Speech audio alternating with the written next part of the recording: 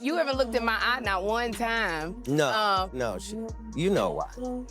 See, we are on TV.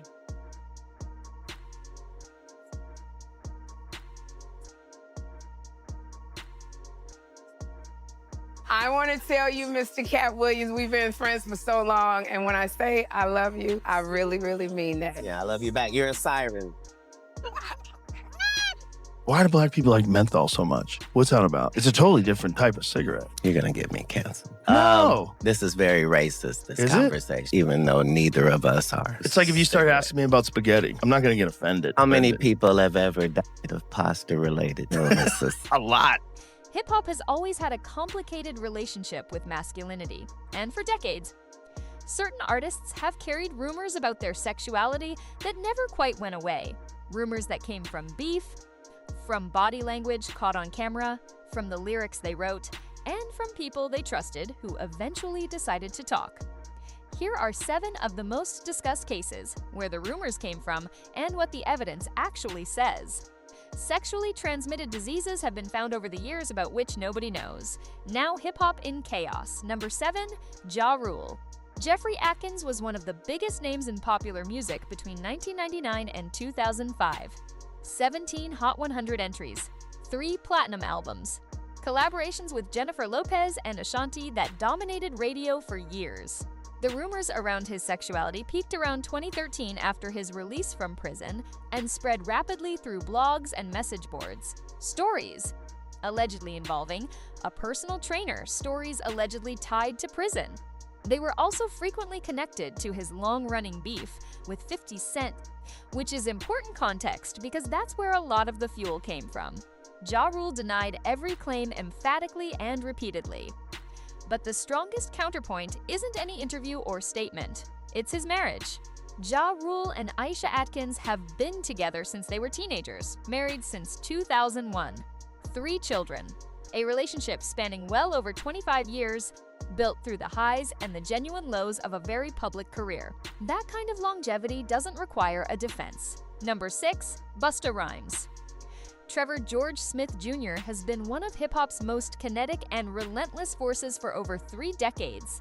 From leaders of the new school through solo classics like the Coming and Extinction Level event to still releasing projects in 2023. The rumors around Busta resurfaced in recent years primarily through claims from people described as former members of his entourage. A person going by the name Big Homie CC alleged that Busta had shown interest in men at clubs around 2012. Older, vaguer gossip had circulated before that. None of it was ever verified or corroborated by independent sources. Busta has largely denied or ignored the claims outright. He's been reported to have walked out of interviews where the topic was raised in ways he found disrespectful. He is the father of 6 children with 4 different women and has spoken publicly about the challenges and regrets of parenting across multiple families. His legacy and his consistent refusal to give these rumors any oxygen has been his answer. Number 5, Dr. Dre. Andre Young co-founded NWA, released The Chronic in 1992, built Aftermath Entertainment, launched Eminem, 50 Cent, and Kendrick Lamar, and co-founded Beats Electronics, which sold to Apple for $3 billion. The rumors around Dre's sexuality have circulated for decades, and they have one primary source, Suge Knight. The former Death Row CEO has made repeated claims in interviews, legal proceedings, and public statements that Dre engaged in same-sex relationships, sometimes tied to stories involving Tupac or parties during Death Row's chaotic peak years. The critical context that cannot be ignored. Dre left Death Row to start Aftermath, and that split created a rift that has never healed. Suge Knight has spent the years since using every available platform to damage Dre's reputation in any way he can. That personal and professional bitterness is the primary engine behind every accusation. Dre's documented personal life, a lengthy marriage to Nicole Young from 1996 to 2021, approximately 8 to 10 children with several women, has always served as the most visible counterpoint to what is widely understood in the industry as bitterness masquerading as information. Number 4, Birdman and Lil Wayne. These two share an entry because the rumors are inseparable from the same images.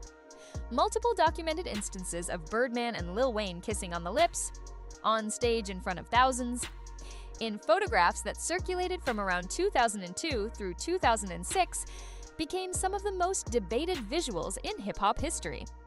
For a genre where traditional masculinity has always been policed aggressively, these images were difficult for many people to reconcile with the personas both men had always projected. Birdman addressed it directly, calling himself a straight gangster and describing the kisses as expressions of familial love, the bond between a mentor and someone he considered a son. Wayne has never made an extended statement specifically about the rumors, and the reason is straightforward. 4 children with 4 different women, a marriage to Antonia Carter from 2004 to 2006, relationships with Sarah Vaughan, Lauren London, and singer Nivea, and a broadly documented romantic history with women have always functioned as their own answer. The rumors intensified during the cash money business dispute between Birdman and Wayne, which is not a coincidence. Beyond the visual evidence that originally sparked them, nothing has ever been substantiated. Number 3. ASAP Rocky. Rakim Mayers rose from the AAP Mob Collective in Harlem to debut albums that topped Billboard charts and an artistic identity built as much on fashion as on music. Androgynous, high fashion, deliberately blurring gender norms in ways very few male rappers had attempted before him. That presentation predictably fueled speculation about his sexuality for years. Rocky's response has always come from a place of complete confidence. He has stated that the rumors don't bother him because his romantic history speaks entirely for itself, and that his fashion choices represent an evolution in how masculinity can be expressed rather than any statement about orientation. He has described assumptions that style determines sexuality as small-minded. His personal life provides the most definitive counterpoint of anyone on this list. He has been in a committed relationship with Rihanna since 2020, one of the most documented and discussed couples in entertainment. They share 3 children, sons Rizza and Riot, born in 2022 and 2023, and a daughter. Rocky has spoken publicly about prioritizing his family and about the work of keeping a relationship alive, while both partners are at that level of visibility. There is no ambiguity in the evidence. Number 2, Young Thug. Jeffrey Lamar Williams emerged from Atlanta's trap scene and became one of the most influential and polarizing figures in modern hip-hop. His fashion, dresses, tutus, bonnets, and his language, casually calling male friends bae and lover in public, provided more than enough fuel for years of speculation in a genre that draws rigid lines around masculinity. Young Thug has addressed it multiple times throughout his career, from BET interviews in 2014 to podcast appearances as recently as 2025. His explanation has been consistent. The language is cultural, the fashion is individual self-expression, and neither has anything to do with his sexual orientation. He has stated clearly that he is straight, that he has no issue with gay people, and that he believes he pioneered many of these styles before other artists adopted them. On the personal side, he has 6 children with 4 different women and has been publicly linked to singer Mariah the Scientist since approximately 2021, with reports of an on-stage proposal. What makes Young Thug's case significant in the broader cultural conversation is that he walked into a genre with extreme rules about masculinity, deliberately ignored those rules on his own terms, built one of the most successful careers of his generation, and never once compromised either his presentation or his self-identification to satisfy anyone else's expectations. Number 1. Tyler, the Creator.